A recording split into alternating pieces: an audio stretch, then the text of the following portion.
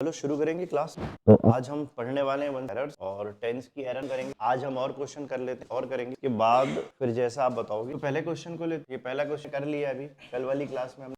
चलो यहाँ से शुरू करते हैं आज की क्लास। अब आपको बताना है फटाफट एरर्स और फिर हम इसके बाद एक एक क्वेश्चन को सॉल्व करने की कोशिश करेंगे। पहले आप बताइए आंसर, फिर मैं बताता हूँ। बताइए पहला क्वेश्चन, पहला आंसर। जिसको समझ में आ जाए वो बता दे, ना पता हो तो फिर मैं बता। सभी को बना? क्या कहते हैं बाकी सभी लोग? दीप हिमशिखा फर्स्ट। चलो देखते हैं। कालिदास वॉज, क्वेश्चन लिखा हुआ है Kalidas was the Shakespeare of India. मतलब ये है कालिदास को भारत का शेक्सपियर कहा जाता है। क्या क्वेश्चन है बेसिकली? अच्छा, कालिदास को भारत का शेक्सपियर कहा जाता था नहीं, वो तो आज भी कहा जाता है। कुछ चीजें हम यूनिवर्सल एक्सेप्टेड फॉर्म में मानते हैं या फैक्चुअल मानते हैं, या इस तरीके के सेंटेंस हैं जैसे जम्मू कश्मीर को भारत का स्विट्जरलैंड कहते हैं, या ऊंट को रेगिस्तान का जहाज कहते हैं, ऐसा आपने सुना होगा। या इटली को यूरोप का भारत कहते हैं। ये सब आपने वाक्य सुने होंगे।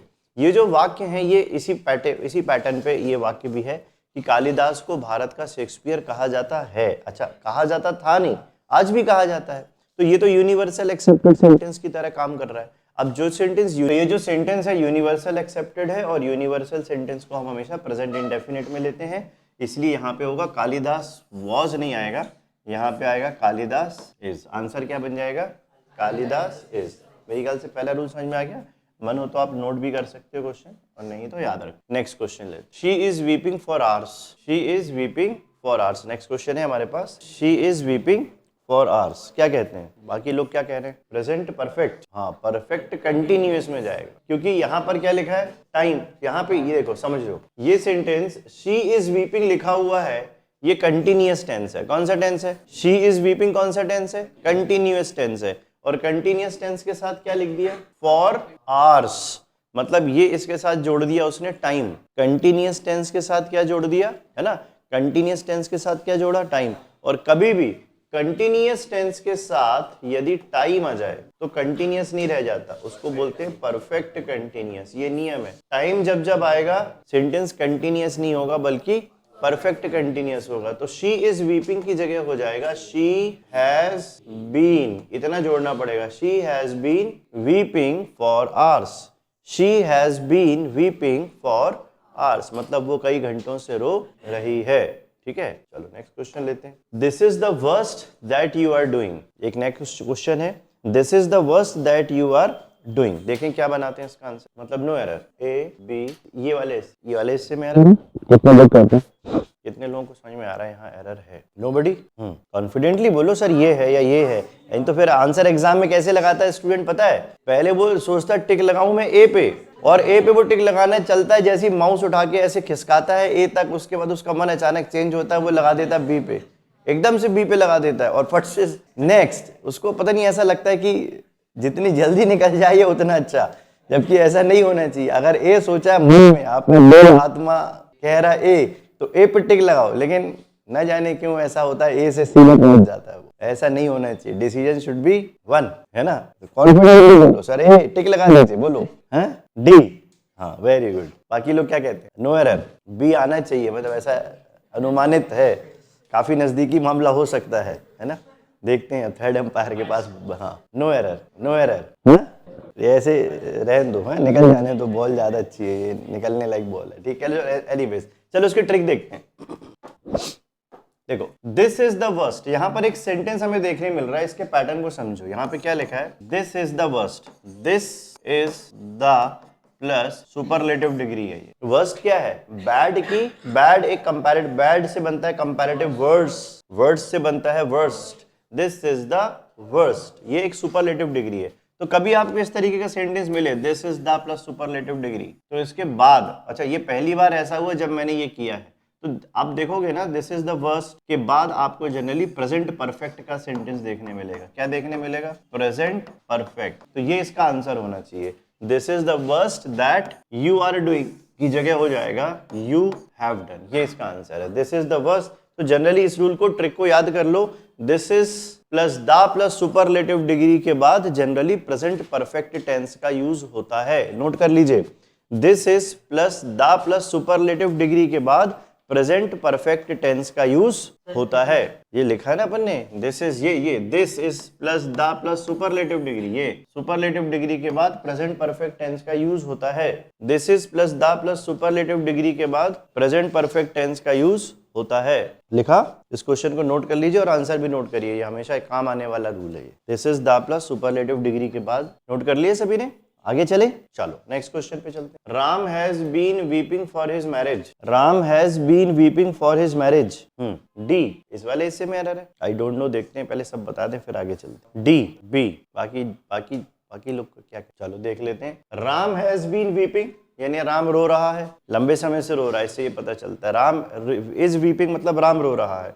राम हैज बीन वीपिंग, इसका मतलब आपने परफेक्ट कंटिन्यूअस टेंस क्यों लगाया है? इसका मतलब आप टाइम दिखाना चाहते हो। अच्छा, फॉर हिज मैरिज अपनी शादी के लिए रो रहा है, लेकिन ऐसा नहीं लिखा। फॉर हिज मैरिज अपनी मैरिज के लिए राम लंबे समय से रो रहा है, बेसिकली ऐसा नहीं, मतलब इससे ऐसा सुन के पता चल रहा है कि मतलब वो ऐसा नहीं कह रहा है मेरी शादी करा दो, ऐसा लग रहा है जब से उसकी शादी हुई तब से वो रो रहा है, मतलब इसकी जो सेंस वो ऐसा निकल रहा है। Ram has been weeping since his marriage, मतलब फॉर गेटिंग, अगर वहां पे उसको ये होता ना कि अगर उसको शादी करने के लिए वो रो रहा है तो फॉर गेटिंग वगैरह शब्द का यूज होना चाहिए था। फॉर हिज मैरिज का कोई मतलब डायरेक्ट वैसा नहीं निकल रहा है जैसा इसका मतलब उस तरीके से निकल रहा है कि जब से शादी हुई तब से रो रहा है। इसलिए इसका जो आंसर है ना, राम हैज बीन वीपिंग, यहाँ पे फॉर नहीं आना चाहिए। इसका लॉजिक कहता है कि यहाँ पर आना चाहिए जब से शादी हुई है, सिंस का मतलब क्या निकलता है? जब से तब से, तो एक मतलब हमें वो भी मिलता है, तो यहाँ पर फॉर नहीं आएगा, यहाँ पर क्या आएगा? सिंस आएगा। ठीक है, चलो आगे चलते हैं। Unless you will labour hard you will fail, यहाँ पे कुछ नहीं है, ये वो सी नहीं है यहाँ पे, वो गलती से। हाँ चलो बताओ आंसर क्या है? बी में एरर है। चलो इसकी सिंपल सी ट्रिक एक बार हम समझ लेते हैं क्लास में फटाफट। आपको जब भी एक बात याद रखना कि एक सेंटेंस में दो बार विल, जैसे एक बार विल यहाँ लिखा है, एक बार विल यहाँ लिखा है, मतलब एक सेंटेंस में दो बार विल का यूज नहीं किया जाता। क्या कहा मैंने? एक सेंटेंस में दो बार विल का यूज नहीं किया जाता। तो एक बार विल आया फिर एक बार विल आया, तो हमेशा दो विल में से एक विल हटाना ही हटाना है। हमेशा वो विल हटेगा, कौन सा विल हटेगा? नहीं, पहले वाले से याद कभी मत करो, ये मत कभी दिमाग में फिट करना कि पहले वाला या दूसरे वाला, इससे कोई मतलब नहीं है। हमेशा ये याद रखना जो भी विल, चाहे ये हो चाहे ये हो, किसी कंजंक्शन से जुड़ा हो। किससे जुड़ा हो? या तो ये इधर से जुड़ेगा या इधर से जुड़ेगा, तो जो भी विल कंजंक्शन से जुड़ा हो उसको हटा देते हैं। जैसे ये वाला विल किससे जुड़ा है? अनलेस से जुड़ा है। यहाँ वाले विल में तो कुछ नहीं आया, यहाँ पे तो एक कॉमा आया हुआ है, तो इस वाले विल को हटा देंगे। हम बोलेंगे अनलेस यू लेबर हार्ड, जब तक तुम कड़ी मेहनत नहीं करोगे तुम पास नहीं हो पाओगे। तो ये खुद अपने आप में नेगेटिव वर्ड है, इसका मतलब है जब तक तुम कड़ी मेहनत नहीं करोगे। तो unless you labour hard, unless you labour hard, जब तक तुम कड़ी मेहनत नहीं करोगे, अनलेस यू लेबर हार्ड। तो अनलेस की वजह से ये वाला विल हट जाएगा। तो ये बात हमेशा ध्यान रखनी है ट्रिक में कि एक सेंटेंस में दो बार विल का यूज नहीं होता है, और जो भी विल किसी कंजंक्शन से उसे हटा देते हैं। क्या कहा मैंने? एक सेंटेंस में दो बार विल का यूज नहीं होता। अच्छा, दो विल नहीं, दो विल, दो शैल, दो कैन, दो मे, ऐसा भी नहीं होता। दो हैड भी नहीं होता, दो वुड हैव भी नहीं होता, दो हैव भी नहीं होता। जनरली इसकी हमें जरूरत नहीं पड़ेगी। आई बात समझ में? ठीक। It is the first time when I met him, ये बनना चाहिए question. It is the first time when I met him, किसमें जाना चाहिए एरर? बताइए। हमने एक रूल पढ़ा था, यदि किसी सेंटेंस की शुरुआत, एक बार और समझ लेते हैं, यदि किसी सेंटेंस की शुरुआत it is the first time, it is the second time, it is the third time, it is the next time, it is the last time, कुछ ऐसा हो, तो इसके बाद हमेशा प्रेजेंट परफेक्ट टेंस का यूज होता है। किसका यूज होता है? प्रेजेंट परफेक्ट टेंस का यूज। वन मोर टाइम, किसका यूज होता है? प्रेजेंट परफेक्ट टेंस का यूज होता है। तो यहाँ पे क्या लिखा है? मेट। यहाँ पे क्या लिखा है? व्हेन आई मतलब यहाँ लिखा, मान लेते हैं। मेट कौन सी फॉर्म आ गई? सेकेंड फॉर्म आ गई, जबकि आने क्या चाहिए था? This is the first time के बाद when I have met him. तो ये इसका आंसर है। मेट नहीं होकर क्या हो जाएगा? हैव मेट हो जाएगा। तो रूल समझ में गया हमें? This is the first time, this is the second time, this is the next time, this is the last time आदि इन तरीके के फ्रेमिंग शब्दों के बाद हमेशा प्रेजेंट परफेक्ट टेंस का यूज किया जाता है। Got it? चलो और आगे चलते हैं, नेक्स्ट क्वेश्चन देखते हैं। मैं थोड़ा साइड में जाता हूँ ताकि आप पूरे क्वेश्चन को पढ़ लो। द पुलिस, मैं पढ़ देता हूँ, the police had come after the thief had gone away. कहाँ पर, मतलब फर्स्ट में एरर है कि सेकंड में एरर है? कितने लोग कहते हैं फर्स्ट में एरर और कितने लोग कहते हैं सेकंड में एरर है? चलो देख लेते हैं। This is the police had कम। अब हमारे पास अगर देखा जाए तो हमने कभी भी छोटा सा रूल मैंने भी बोला भी है, आपको याद भी आ गया कि हैड प्लस V3 और फिर से हैड प्लस V3, ये 2 बार यूज नहीं होते किसी भी सेंटेंस, एक बार यूज करना चाहिए जैसे ये सेंटेंस लिखा है। अब हम यहाँ पे हमारे पास एक फॉर्मूला और है, अगर आपने को याद हो, आपने क्लास में पढ़ा हो, हमने एक रूल पढ़ा था, एक छोटा सा रूल हमने पढ़ा हुआ है, ट्रिक रूल पढ़ा हुआ था, आपको ट्रिक में बता दे रहा हूं मैं। PPBSP या SPAPP हमारा एक फॉर्मूला था, हमने पढ़ा था। एक हमने इस सेंटेंस को कैसे पढ़ा था, स्टेशन, मेरे स्टेशन पहुंचने के पहले ट्रेन जा चुकी थी, ये ट्रेन के चले जाने के बाद मैं स्टेशन पहुंचा। मैंने उस वक्त आपको एक ट्रिक या फॉर्मूला समझाया था कि present perfect since simple past या पास्ट परफेक्ट, हमने एक रूल पढ़ा था, जो घटना पहले घट जाती है उसे पास्ट परफेक्ट में लेते हैं, जो घटना बाद में घटती है उसको सिंपल पास्ट में लेते हैं।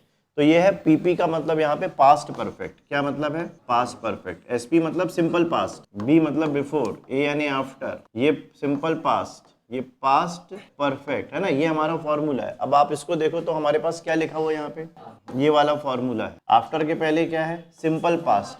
द पुलिस हैड कम, ये हो गया गलत, द पुलिस, ये हो जाएगा came, the police came after the thief, ये हो गया पास्ट परफेक्ट, हैड गॉन। तो हमारे पास आंसर के हिसाब से सही करने वाला आंसर क्या है? आंसर इज ए, ठीक है ना। PPB SP या SPA PP, ये हमारा फॉर्मूला है। 2 बार पास्ट परफेक्ट एक साथ यूज में नहीं। हाँ, आफ्टर के पहले पास्ट, सिंपल पास्ट का ही फॉर्मूला था हमारे पास, तो हमने पास्ट परफेक्ट हटा दिया और सिंपल पास्ट का फॉर्मूला लगा लिया। सिंपल पास्ट का फॉर्मूला क्या है? सब्जेक्ट प्लस वर्ब की सेकंड फॉर्म प्लस ऑब्जेक्ट, तो हमने इसको कर दिया। सब्जेक्ट पुलिस है, कम है, और बाकी ऑब्जेक्ट द थीफ है, ठीक है। आगे समझ में, आगे चले। बताइए। C, very good. Final answer C. कितने लोग कह रहे हैं? 1 2 3 4, नो आइडिया। ये जो 4 लोग सी कह रहे हैं, इनके पीछे क्या वजह है, क्या बेसिक रीजन है जिसमें ये हेल्पिंग वर्ब से शुरू नहीं होना चाहिए? हाँ, सबसे बड़ी बात वो बता रहा है। देखो मैंने एक रूल तो बताया, यदि सेंटेंस की शुरुआत पास्ट टेंस से हो, देखो मैंने आपको एक रूल बताया था कि यदि किसी सेंटेंस की शुरुआत पास्ट टेंस से होती है तो आगे का पूरा सेंटेंस पास्ट टेंस पे होता है, ये तो मैंने आपको बताया। लेकिन इसके बताने के अलावा भी तो हमारे पास कुछ और फॉर्मूले हैं। इसी फॉर्मूले को तो अप्लाई हर जगह नहीं की जा सकता। जैसे मैंने कहा my father told me that, मेरे पिताजी ने मुझे बताया था, ठीक है, कभी बताया होगा। लेकिन अब वो क्या बोल रहा है कि आवश्यकता आविष्कार की जननी। अब लेकिन आवश्यकता आविष्कार की जननी थी, ये मेरे पिताजी ने कभी बताया होगा, लेकिन वो बात आज भी लागू होती है। आवश्यकता आविष्कार की जननी थी नहीं, वो तो आज भी है। आवश्यकता आविष्कार की जननी, तो वो तो आज भी है, तो चेंज ही नहीं है। अब क्योंकि वो बदलाव नहीं है, इसलिए हम ये नहीं बोल सकते कि आवश्यकता आविष्कार की जननी थी। हमें बोलना पड़ेगा आवश्यकता आविष्कार की जननी। तो नेसेसिटी वॉज नहीं, नेसेसिटी इज। यहां पर अभी भी यही आंसर होगा, necessity is the mother of invention. क्या बोलते हैं? Necessity is the mother of invention. I think clear हुआ सेंटेंस, समझ में आ गया अच्छे से। आगे चलें, चलो नेक्स्ट क्वेश्चन ले लेते हैं। फाइनल आंसर बी वाले, बी कितने लोग हैं? बी, बाकी लोग नहीं बता पा रहे हैं। सी, बाकी जनता क्या बोल रही है? कितने प्रतिशत स्टूडेंट? देखो हमारे पास एक कीवर्ड है, इस कीवर्ड को कभी मत छोड़ो। टेंस की एरर फाइंड आउट करने का सिंपल सा फंडा कीवर्ड होता है व्हेनेवर। पहला वर्ड क्या आया? व्हेनेवर, यानी जब भी। व्हेनेवर यानी व्हेनेवर मतलब अब जब भी आप कोई सेंटेंस जब भी शब्द से बनाओ, देखो क्या बनाते हो, जब भी वो पढ़ता है, मतलब प्रेजेंट, जब भी वो पढ़ता है उसे नींद आ जाती है, मतलब आदत में, जब भी आदत बना पता चलेगा। जब भी, व्हेनेवर से क्या पता चलेगा?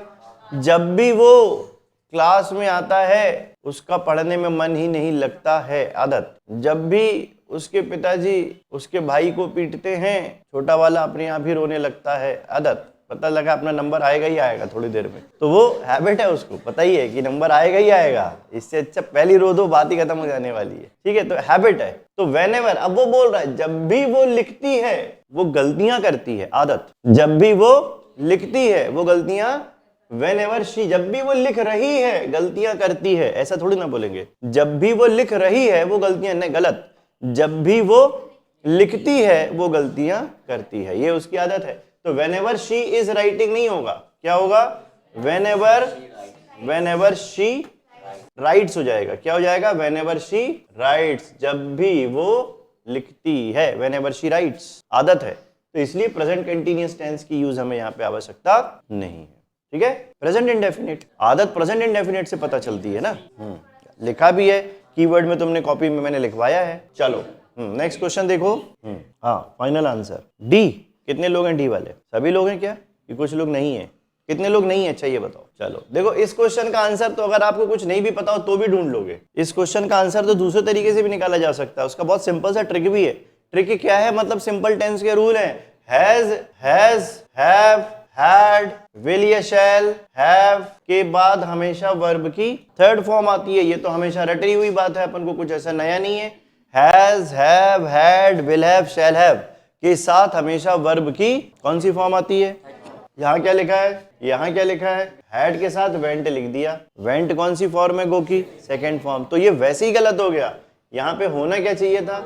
अगर आप गॉन लिखते तो फिर बात आती कि 2 बार हैड है, फिर ये वो सब हम चेक करते। लेकिन फिलहाल तो उतना जाने की जरूरत ही नहीं पड़ रही है। पीपीबी एसपीए वाला फॉर्मूला लगा कि नहीं लगा, उतना सोचना ही नहीं पड़ेगा। अगर आपको एक दूसरी बात पता है कि हैज हैव हैड के साथ वर्ब की हमेशा थर्ड फॉर्म आती है, तो बस हैड के साथ क्या कर दो? गॉन कर दो। सिंपल है ना। ये वहां से निकाल लिया आंसर अपन ने। हालांकि अभी भी ये गलत है, हेड के साथ गॉन करके भी उसको सुधारनी पड़ेगा। But the thing is this, ये तो गलत हो ही गया। नेक्स्ट क्वेश्चन लेते हैं, क्या आएगा? कितने लोग कहते हैं हेड आएगा? तुम क्या बोलते? हाँ, सेंटेंस उसने कहा था, शी सेड टू मोहन, उसने मोहन से कहा था कि, यहां तक दैट, उसने मोहन से कहा था कि वह, शी हैज मेट, कि वह एक दिन पहले उससे मिल चुकी है। एक्चुअली प्रीवियस डे क्या है? जब हम पिछले दिन जो बीत गया है दिन, उसको और पास्ट के रूप में दिखाते हैं, तो हम पिछले दिन के रूप में कहते हैं। जैसे मैंने कहा था कि मैं तुमसे कल मिला था, तो ये जो कल है वो बता तो मैं आज रहा हूं, लेकिन मिला कल हूं। अब ये वाली बात और किसी ने किसी को बता दी, तो बताएगा उसने उसको कहा था कि वो उससे पिछले दिन मिला था। वो ऐसा बोलना चाहिए, ना कि कल मिला था। कल तो आप मिले हो। मतलब ये जो नरेशन का कंसेप्ट है ना, अपन अभी नरेशन पढ़ेंगे जब क्लास में, तब आपको एक कंसेप्ट पता चलेगा कि डायरेक्ट नरेशन से इनडायरेक्ट नरेशन में जब सेंटेंस को बदलते हैं तो लास्ट डे वगैरह जो हमारे पास वर्ड होते हैं ना, यस्टरडे, इनको हम प्रीवियस डे में बदल लेते हैं। तो ये कुछ सेंटेंस होते हैं, वो आपको मैं सिखाऊंगा अभी आगे चल के। एनीवेज, तो यहाँ पे प्रीवियस डे आया, इससे वैसे ही पता चल रहा है सेंटेंस पास्ट टेंस का है। और दूसरी बात, हमारा एक रूल भी है, हमें पता ही है कि यदि किसी सेंटेंस की शुरुआत किससे हो? पास्ट टेंस से, तो आगे वाला सेंटेंस क्या होगा? उसके आगे वाला सेंटेंस क्या होगा? तो यहाँ पे लगातार पास्ट है हमारे पास। तो अगर हम देखें तो यहाँ पे क्या लिखा है? सेड। सेड कौन सा टेंस है? पास्ट। यहाँ पे क्या लिखा है? कौन सा टेंस है? फिर यहाँ पे क्या लिखा है? ये फिर पास्ट टेंस है। तो we have 3 verbs over here जो टाइम को डिफाइन करते हैं, पास्ट। लेकिन हमारे पास बीच वाला उसने क्या लगा दिया? प्रेजेंट। तो हम उस प्रेजेंट को उठा के वापस किस में बदल देंगे? तो हैज को उठा के क्या करेंगे? ऐड कर देंगे, आंसर आ जाएगा। ठीक है, नहीं है समझ में? I have been reading in this school since the last week. चलो देखते हैं इसकी एरर को। हाँ बताओ। I have been reading in this school since the last week, क्या कहते हैं? I have been reading in this school since last week नहीं होता, फॉर लास्ट वीक होता है। ठीक है, यहाँ पे फॉर आएगा, फॉर। ठीक है, समझ में आ गया ना? एरर। एक सेंटेंस में, इस क्वेश्चन को पढ़ के फिर आपको वही दिख रहा है, एक सेंटेंस में 2 बार विल का यूज नहीं होता। ये तो पता चल गया कि गलत तो है ही, नो एरर तो आंसर नहीं आने वाला। तो आएगा क्या? हाँ, बी में एरर है कि सी में एरर है? कितने लोग कहते हैं बी में एरर है और कितने लोग कहते हैं सी में एरर है? शायद सी ही रहेगा। इस बार 100% श्योर हूं मैं, मगर ज्यादा कॉन्फिडेंस इंसान को ले डूबता है। नहीं, बी में एरर है। चलो देख क्या है। मैंने आपसे कहा 2 विल आएंगे, इस बार याद रखना, तुम शायद आई नहीं थी जब मैंने पढ़ाया था। एक सेंटेंस में 2 बार विल आएंगे तो एक विल हटेगा, ये तो कंफर्म है। पर वो वाला हटाना है जो किसी कंजंक्शन से जुड़ा हो। क्या? वो विल हटेगा जो किसी कंजंक्शन से जुड़ा हो। एक बार और रिपीट करो, जो विल शैल कंजंक्शन से जुड़ा हो वो हटेगा, क्योंकि पहला बाद वाला, उससे कोई मतलब नहीं है। एक बार और, क्या कहा मैंने? हाँ, तो कौन सा वाला कंजंक्शन है इसमें? As soon as. अब ये भी समस्या है, पता लगा स्टूडेंट को यही नहीं पता कंजंक्शन कहाँ है इसमें। As soon as, if, when, and, but, as soon as, ये सब क्या है? यही कंजंक्शन है। ये 2 वाक्यों को जोड़ने का कंजंक्शन क्या होता है? जो 2 सेंटेंस को, 2 क्लॉज को, 2 वर्ड्स को, 2 लेटर को, 2 नंबर्स को आदि को, इसलिए इसको है ना।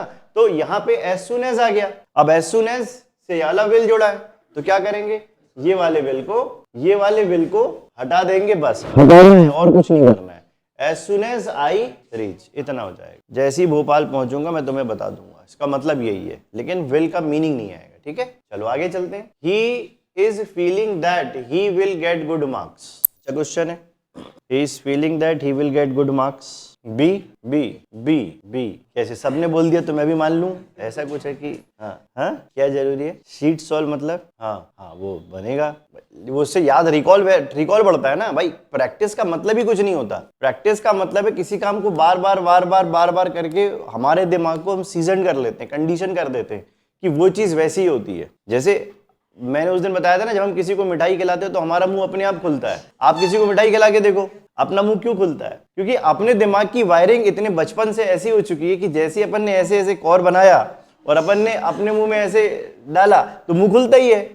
अब आज बस उल्टा हो गया सिस्टम, अपन ने ऐसा मिठाई उठाया और ऐसे ना करके ऐसे किया, जैसे ही किया मुंह अपना काम करेगा ही करेगा, आप उससे बचा नहीं सकते, वो उसकी हैबिट है। तो कंडीशन हो जाता है दिमाग। तो प्रैक्टिस किसी काम को बार बार करके अपने आप को क्या कर देता है? कंडीशन कर देता है, सीजन कर देता है। फिर आप उस काम को करते हो तो आपको हमेशा प्रैक्टिस हो जाती है, फिर आपको आसानी से बनता है वो चीज। पहली बार करो आप किसी काम को। हाँ आंसर बताओ जल्दी से। देखो यहाँ पर हमारे पास एक कीवर्ड है। अगर आप में मैंने प्रेजेंट कंटिन्यूअस टेंस के समय पर कुछ शब्द नोट कराए थे, करीब 60-70 वर्ड नोट कराए थे, आपको याद होंगे। हाँ बहुत सारे वर्ड थे। See, feel, hear, notice, consider, suppose, like, love, hate, है ना, अबोर, डिटेस्ट, डिसलाइक, ये सब वर्ड हमने लिखे थे। हमने पढ़ा था इन शब्दों में आईएनजी शब्द का यूज नहीं करते हैं। क्या पढ़ा था हमने? इन शब्दों में आईएनजी शब्द का यूज नहीं करते हैं। तो हमारे पास लिखा हुआ ही इज फीलिंग दैट, मतलब वो ऐसा महसूस रहा है। ऐसा थोड़ी ना बोलते हैं, वो ऐसा महसूस रहा है, उसे ऐसा लग रहा है कि, मतलब बोलने में आता है मुझे ऐसा लगता है कि यार मुझे नंबर अच्छे आएंगे, मुझे ऐसा लग रहा है। नहीं, मतलब आप लगता तो पूरे टाइम ही रहता है हमारी बॉडी में, नहीं लगता रहता, अपने आप से हम हमेशा बात करते रहते हैं, वो आपकी एक फीलिंग है। तो आप बोलते हो ही इज फीलिंग दैट, नहीं आएगा इसका आंसर, इसमें आईएनजी लगेगा ही नहीं। क्या रूल है? फीलिंग शब्द में आईएनजी का यूज आपको करना ही नहीं है। इसका आंसर होगा ही फील्स दैट, वो ऐसा महसूस करता है। तो यहाँ पे जैसे आप बैठे हुए हो तो आप क्या बोलते हो? I am sitting. जैसे मैं खड़ा हूं तो मैं क्या बोलता हूं? I am standing. स्टैंडिंग का मतलब तो फिर ऐसा होना चाहिए बार बार बैठो फिर खड़े हो जाओ, फिर बैठो फिर खड़े हो जाओ, लेकिन आप खड़े ही हो बहुत देर से, तो भी आप क्या बोल रहे हो? तो ऐसे कुछ शब्द उल्टा काम करता है। जो महसूस हो रहा है तो आप बोलते हो आई फील, ना कि आई एम फीलिंग। जैसे कि मैं खड़े हूं तो मैं सिर्फ बोलूंगा आई स्टैंड, पर मैं क्या बोल रहा हूं? I am standing. तो कुछ कुछ वर्ड क्या होते हैं उस पैटर्न पे काम नहीं करते जैसा हम सोचते हैं। He sitting, you all are sitting. Sitting का मतलब बार बार उठ के बैठ थोड़ी ना रहो, आप सिर्फ बैठे हुए, इसका ये मतलब है। तो इसका आंसर होगा ही फील्स दैट। क्या होगा इसका आंसर?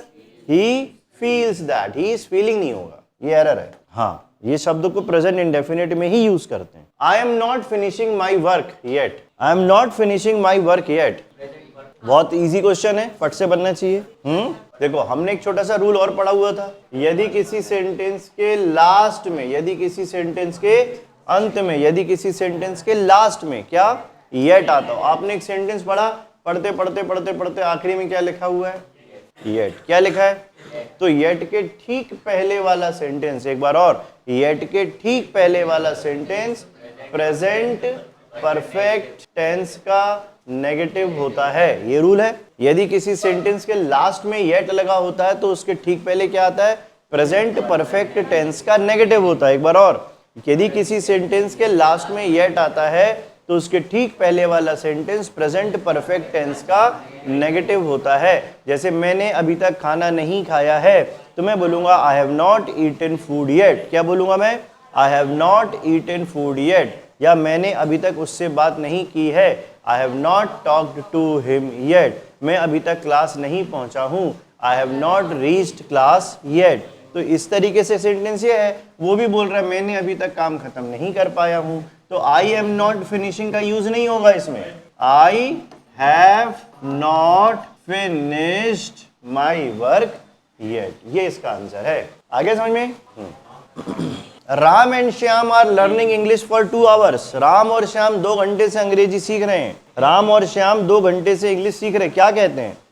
क्योंकि 2 घंटे से इंग्लिश सीख रहे हैं मतलब कंटिन्यूअस टेंस। भाई 2 घंटे से अंग्रेजी सीख रहे हैं मतलब कंटिन्यूअस है, लेकिन टाइम आ गया, वो अंग्रेजी सीख रहे हैं, ये कंटिन्यूअस टेंस है।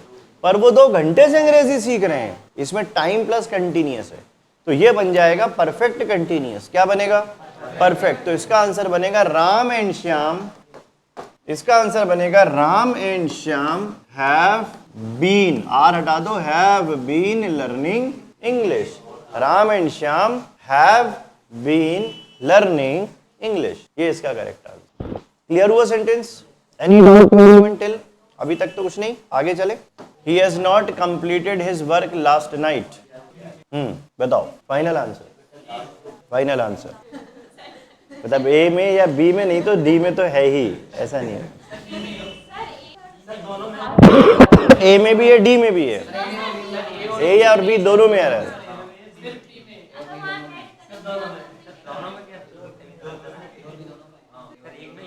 हाँ, ये एरर हमेशा, ऐसा नहीं, गलती करने वाले दुनिया में जीवन में बहुत गलती करते हैं, मगर अपन को तो एग्जाम में एक ही एरर निकालनी है।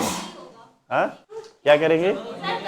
गलत तो 2 दिख रहा है, बी में एरर है। बी में एरर क्या है? कंप्लीटेड कर दें? कितने लोग कहते हैं अच्छा चलो बी में एरर है, हाथ उठाओ। एक बार ऐसे दिल में ऐसे हाथ रखो, फिर बोलो बी। हाँ, नहीं ऐसा नहीं। अच्छा चलो एक एक करके शुरू करते हैं। ए वाले कितने? हाथ उठाओ। ए सर ए में एरर है, ए में एरर है। ए ना, एक बार हाथ उठाना है, 2 बार नहीं, 2 बार नहीं, एक बार। ए में एरर है, हाथ उठाइए। अच्छा चलो बी में एरर कितने? अच्छा, और अब सी वाले कितने? देखो मैं आपको बताता हूँ इसमें एरर कैसे निकालेंगे। यहाँ क्या लिखा है? क्या लिखा है? लास्ट नाइट आता है किस सेंटेंस में?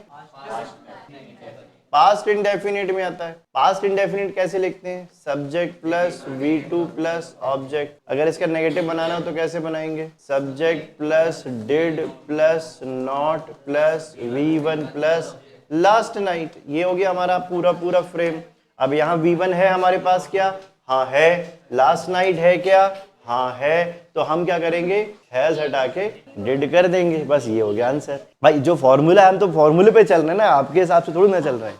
हाँ नोट करिए, जैसे मन के बहकावे में नहीं आना चाहिए, फॉर्मूले पे चलना चाहिए। एक्चुअली देखो क्वेश्चन में कई बार एरर जो हम फाइंड आउट करते हैं तो वो लॉजिक से चलता है, फॉर्मूला तो है ही। अब आप सही बोल रहे हो कि सर हैज हैव के साथ कंप्लीटेड कर देते हैं, हाँ आप भी सही थे, मगर बात ये थी कि मुझे कीवर्ड भी तो साथ में मिल गया ना, तो मैं उसमें पूरा लॉजिक लगाऊंगा कि भाई इसके आधार पे चलो पूरा, क्योंकि ये सही मिल रहा है, 2 चीज सही मिल रही, मुझे तो एक ही चीज सुधारनी है एरर में। 2 चीज सुधार के क्या फायदा? अगर आप इधर पे हैज सही मान लो तो फिर यहाँ पे कंप्लीटेड कर लो, तो फिर यहाँ लास्ट नाइट मान रहे हो तो फिर इधर हैज नहीं मानो, फिर इधर हैड मानो।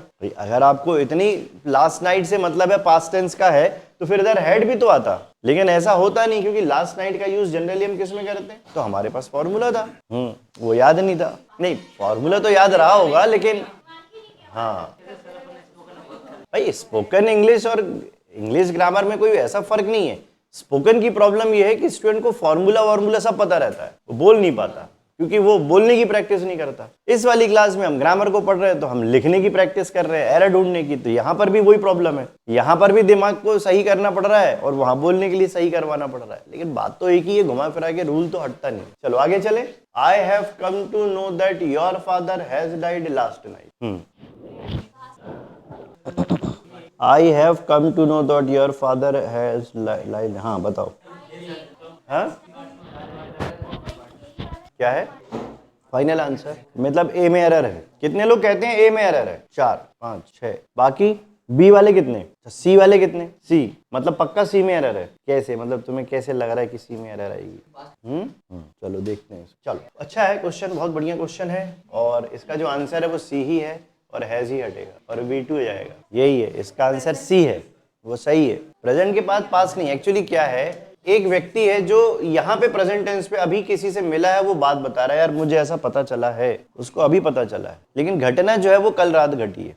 उसको ये पता चला है कि कोई उसके जो व्यक्ति है उसके फादर की डेथ हो गई है पिछली रात। अब ये सेंटेंस पिछली रात से जोड़ा है, लास्ट नाइट। लास्ट नाइट के पहले वाला सेंटेंस तो पास्ट इंडेफिनिट आना चाहिए था, लेकिन जिसको इन्फॉर्मेशन अभी मिली है वो बता रहा है। तो यहाँ पर क्या है, पास्ट से पास्ट नहीं हो पा रहा है या प्रेजेंट से प्रेजेंट नहीं हो रहा सेंटेंस। इसमें एक घटना घट गई है और उस घटना के बारे में जिसको अभी पता चला वो किसी से कह रहा है यार मुझे ऐसा ऐसा पता चला है, कल ऐसा हो गया, तो वो ये सेंटेंस है। तो हमें कहीं ना कहीं थोड़ा सा लॉजिक भी लेके चलना पड़ता है, जैसे I have come to know, ये उसको अभी पता चला, और उसके फादर की जो डेथ हुई है वो कल हुई है, ये इस लास्ट नाइट से पता चला है। आगे समझ में, मतलब ये लास्ट नाइट है, इससे ये जुड़ा है V2 सेकंड फॉर्म, ये हटेगा। तो आंसर इज सी।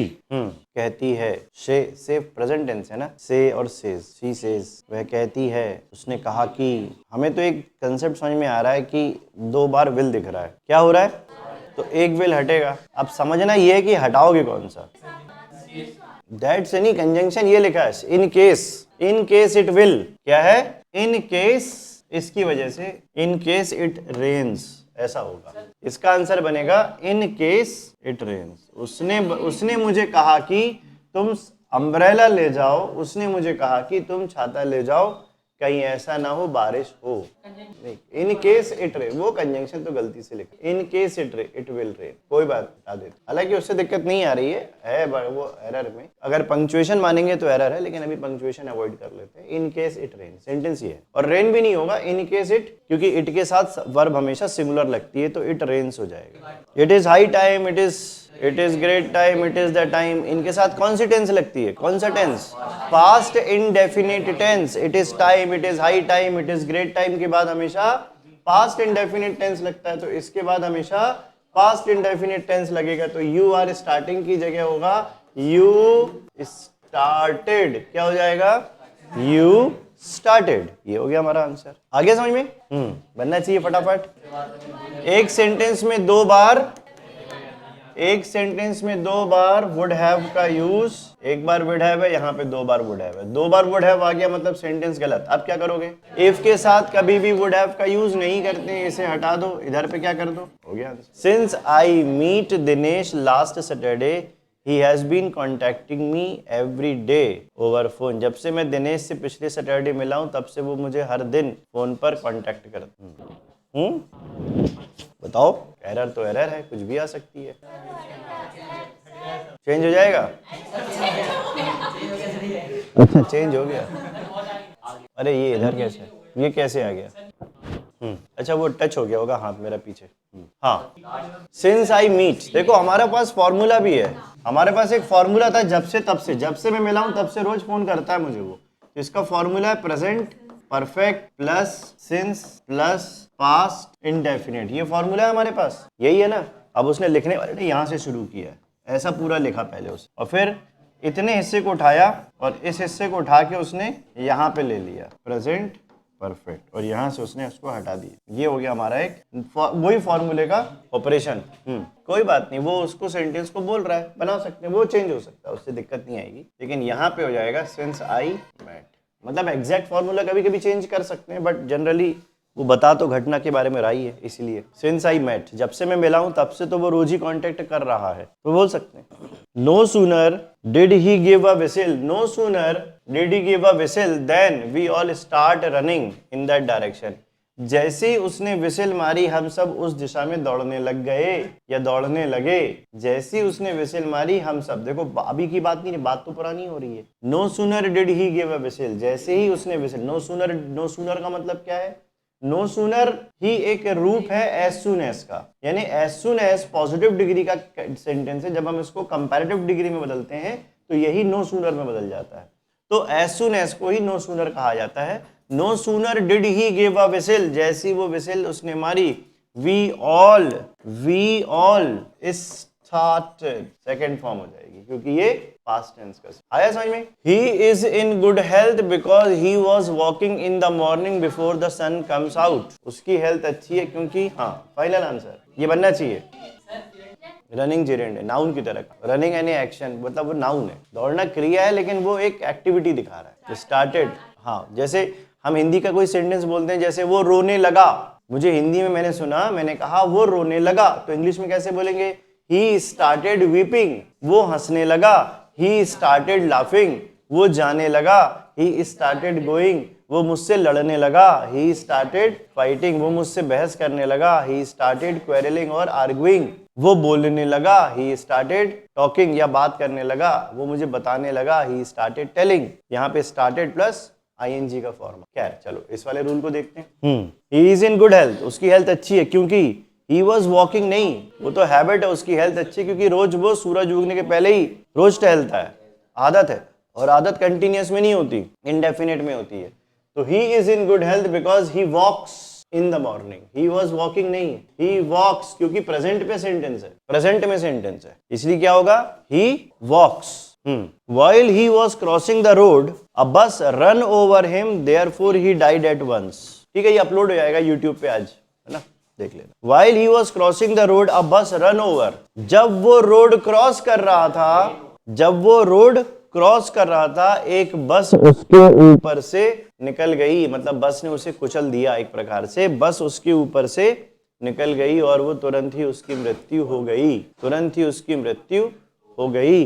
तो while he was crossing the road, अब बस रन ओवर नहीं आएगा, रैन ओवर आएगा, क्योंकि सेंटेंस पास्ट टेंस का है, तो बस रन ओवर नहीं, बस रैन ओवर। क्या हो जाएगा, पास्ट टेंस है ना, बस रैन ओवर। आया समझ में? चलो, यहाँ पे कंप्लीट हो गया हमारी आज की एरर्स। तो आज की क्लास को अपन यहीं पे समाप्त करते हैं। आई होप आपको आज की एरर्स में काफी मदद मिली होगी एरर्स को समझने में, और अब आगे देखेंगे, कल नए सेगमेंट स्टार्ट करेंगे। ठीक है।